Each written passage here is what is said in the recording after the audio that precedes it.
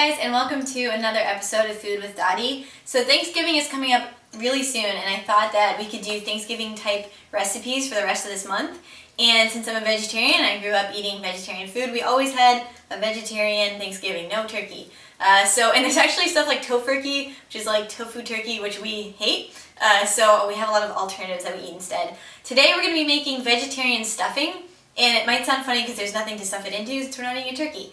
But it's something that we kind of like to eat as a side dish, like mashed potatoes, and it goes really well with salad.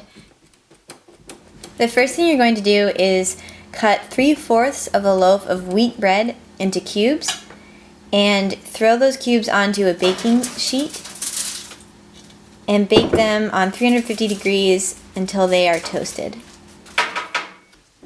Then you're going to dice 2 cups of celery. It's easiest if you kind of cut it in half like this and then cut it into smaller pieces.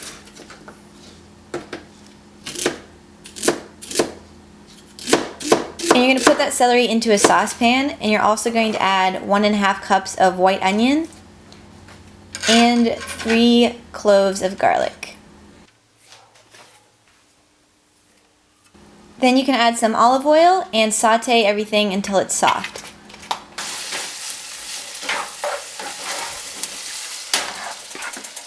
Once the bread is done toasting, you can remove it from the oven and put it in a bowl. It'll probably take you a couple baking sheets because 3/4 of a loaf ends up being a lot of bread. Then you can add your veggies to the bread and stir everything really well. Then you can add your seasonings, which is 1 teaspoon of thyme, 1 teaspoon of sage, and then a little bit of salt and pepper. Then you can add 2 cups of vegetable broth,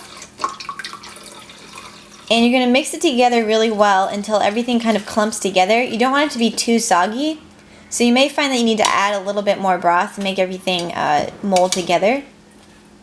But just kind of feel it out until it's a good consistency. Then you can add all of that to a baking dish, and then you're going to bake that on 350 degrees for 25 minutes covered with tin foil.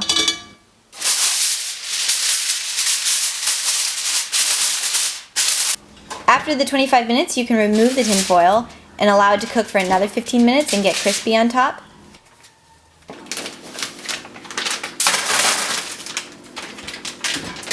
And then feel free to try a piece. It's really good, still hot. I usually eat it with a little bit of butter, or you can use gravy. Hannah even eats it with a little bit of ketchup, so you can put really whatever you want on top of it, or eat it with your salad. I hope you guys have a great day. I look forward to showing you more Thanksgiving treats. Have a great Wednesday, and I'll see you next week.